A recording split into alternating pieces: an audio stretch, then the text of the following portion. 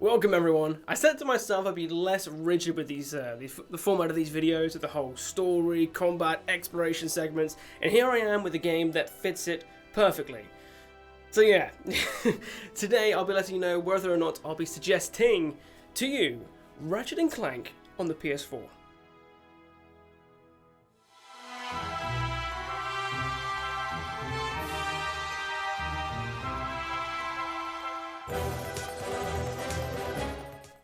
Ratchet and Clank is a game series I've always adored, with its fun gameplay, worlds, and humour, and of course, Ratchet and Clank. And now, even though I'm only 24, my first taste of this dynamic duo was actually a demo disc from a PlayStation magazine. Damn how times have changed. But this is the first one I've ever had a chance to beat, and I can already sense your shock, but hear me out. I'm going to have to call out my younger brother here and say whenever I tried to play one of its many games on the PlayStation 3, he deleted my save, which obviously means I never got to play any of them. Well, at least not past the first 30 minutes. So when this was announced on the PlayStation 4, along with the film, I was seriously hyped. Now there are two words I could use to describe this game's combat, and that is cluster. And I mean that as one of the highest compliments. When you're deep into the fight, facing the onslaught from the blogs, you're throwing Groovatrons and Mr. Zukon and Junior are shooting them up, and then you're there with your Magma Blaster. And it is mayhem. I feel like, however, I should go through the list of weapons available to you, and that's the Combustor, Fusion Grenade, Pyrocita, Proton Drum, Zukon, Groovatron, and by the way, I cannot stress just how much I love this weapon. Got a minion, tough enemy, or a boss? This knows no bounds, and it makes everyone get down and boogie. Oh, and to carry on as well, there is also the Pixelizer, Predator Launcher, Plasma Striker, Warmonger, Buzzblade, Gloves of Doom, Sheepinator, and last but by no means least, the Rhino. I know what you're thinking. Damn Ting, that's a long bloody list of mayhem-causing weapons, and I tell you what, it is, and it's brilliant. You'll find what weapons you like the most, but for me it was the Combustor, because you need that typical shooter with plenty of ammo and range. His trusty Omni Wrench, the Groovatron, because when it isn't a good time to get down and shred the dance floor like there's no tomorrow. And then I use Zukon, because having that little guy either help you with your target, or take down all those annoying little bastards that escape your eye during the chaos. And last but by no means least, the Warmonger. This heavy-hitting bad boy is perfect for those eye armor enemies and bosses, and fun fact, the final bosses will complain when they realize you're using it. There is a massive variety of enemies, and honestly it shows, which is great because all the enemies have weaknesses which let you break out that weapon variety, or if you're like me, you will stubbornly stick to your favorite four, and only when you've used up all of your ammunition will you move to something, dare I say it, different. I know! Who actually likes change? I'm sorry, okay? The bosses are great, look fantastic, and obviously the main fighting premise still stands, which is dodge and shoot, and to be honest, that's all there is to it. But you know what? It works. Now this game isn't that long, and the levels aren't massive, but they are full of life. And my god, they are actually quite a lot of planets. Starting with Veldin, Novalis, Kerwin, Iridia, Rilgar, Nebula G34, Gaspar, Battalia, Quartu, Poketaro, the Deplanetizer, and Kalibo 3. Which yet again, that's a lot of different environments, and they all feel unique. From tropical retreats to a fortress in a frozen tundra, this game has you. It would be incorrect to say this is an open world game. And man, I need to stop writing quotation marks in my script. Wait, I can put them on the screen. Oh, there we go. Definitely professional here. Anyway, as I was saying, despite that, you can freely travel to any of these planets. They are very linear. In the aspect, there's often a defined start and end. That isn't always the case. Typically what they do is they kind of loop back on themselves and bring you back to the middle. However, the game is absolutely beautiful. I love the mix between PS4 polish and its toonish style. Just makes it ageless. And when you've about 10,000 worth of bolts flying at you, explosions going off, and enemies trying to kill you, I didn't experience any frame drops. Now this game has two main collectibles, the first one being the holo cards. These are a weird pack opening experience that isn't actually predatory, for a change. in which you complete little mini sets, and you get things like 5% extra raritanium, or more drops of cards, etc. And what you can do is you can just unlock more and more and more, and then you can trade your duplicates, etc. But it also lets you get hold of the infamous Rhino, which is meant to be this deadly weapon. I still haven't got it, by the way. I'm going to be doing that after I post this video, because I need it. And the other is the Golden Bolt. This will give you access to cheats, and it's the best comparison I have for this one is the red brick from LEGO games. These are very rarely easy to get, so as a result you will find some ways to get to them are very well hidden, which gives it the levels a lot more depth. And I love that. Plus, who doesn't love infinite ammo?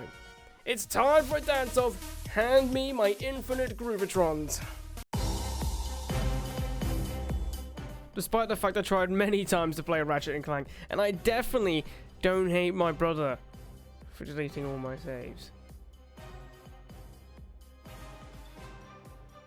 Anyway, I'm almost glad that this is my first full experience. This is the story on how this iconic, dynamic duo started up, and I was ready for the journey. It starts off with Captain Quark in prison, and the first question is obviously, what? How?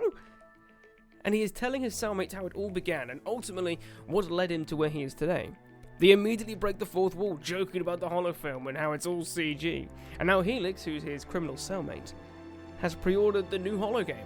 They're making a game based on a holofilm based on my life? And what I love about this whole storytelling is they have the perfect excuse for a narrator, and nonetheless, it's Captain Quark. And I just cannot help but love everything he says. It acquired a plasma striker. The pseudospectral bioscope could identify enemy weak points, but did he have the skill to hit them?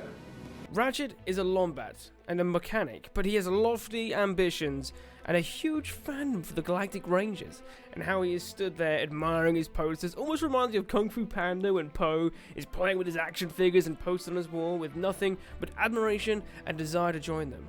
But I digress. He finishes some mechanic work and embarks out to try out for the Rangers, and of course we smash it out of the park. But wait, I'm not cut out? Damn it, Solitary Bill, be quiet! Then it cuts to Clank's origin story. Turns out among the Warbot assembly line there's a defect. And I have literally no idea how these two guys are so different, Clank, Warbot, but hey, I love Clank, let's not question it, and come to think of it, robots make such good companions in games. Just to reel a few off, you know, we've got BD-1 from Fallen Order, T-7 from Zator, HK-47 from the Knights of the Old Republic series. It's not like I'm just reading off Star Wars, but I'm sure there's better ones in other games, I just can't think of any. Anyway, I'm getting distracted. However, they spot the defect, but now he has to escape and warn people of what is going down over at Drek Industries. And then you get a feel of what it's like to play Clank, which I think is done very well.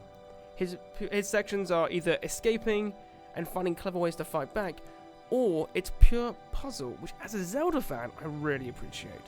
After his escape though, he crash lands on Veldin, Ratchet's planet, and he rescues him, fixes him up, and thus the adventure begins. You save Kerwin, which is home to the Galactic Rangers headquarters, so begrudgingly, Captain Quark agrees to let you join, and then trains you up.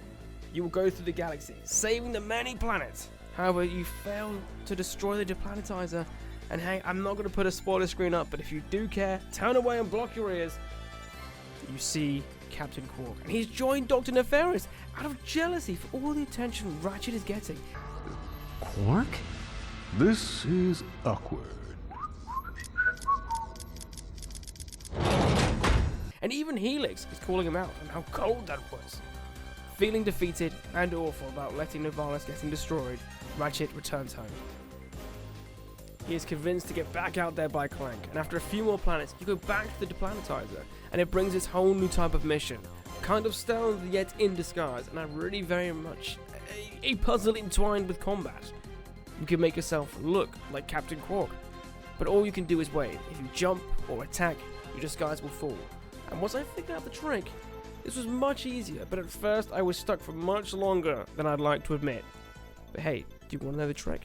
If you need to kill the Warbot, which, might I add, it's cool to see them interact with you. I'm getting distracted again, but hey, You go to the red button at the end, drop your disguise, and fiercely defend like your life depends on it, because it does.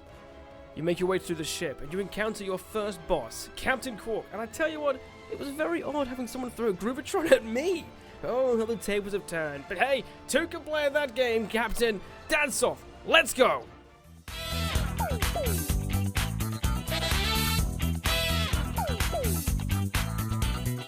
But you defeat him, and he's a change of heart, and he's ashamed of how his jealousy got the better of him. You then take on Dr. Nefarious, and finally, I get to use my jetpack again. I must say, I only played normal difficulty, and I actually died a decent number of times. I never once felt this game was too easy, which I must admit, caught me by surprise. You take down the Dr. Nefarious, and you, along with the captain, escape after he almost heroically asked you to leave him behind. Oh no. I can't reach you in time! Just get out while you can! And it ends with Captain Quark picking up litter, and Ratchet, who is there seeing the Rangers, but Helix, the cellmate, takes your ship and gun. Only my combustor though, I had a magma blaster, what a scrub! Anyway, as he gets away, Ratchet asks the captain, is he joining? Of course he is! Ratchet and Clank is a brilliant storytelling shooter with not only a fun movie, but a game that challenges your combat and puzzle solving ability. I almost feel like it's a crime that we haven't had a collection on the PS4. I know there's one on the PS3, but hey, it's awkward as hell to record. Just gonna put that out there. Anyway, I digress. Hopefully you'll get one on the PS5, and I think it's safe to say I'm suggesting to you that you play Ratchet and Clank on the PS4. Zora and Hylians alike must put aside our differences and band together. Have you forgotten already, my king? We cannot trust these lowly Hylians. 100 years ago, they abused the power of the ancient civilization and turned Hyrule into what it is today. That is not the least of it.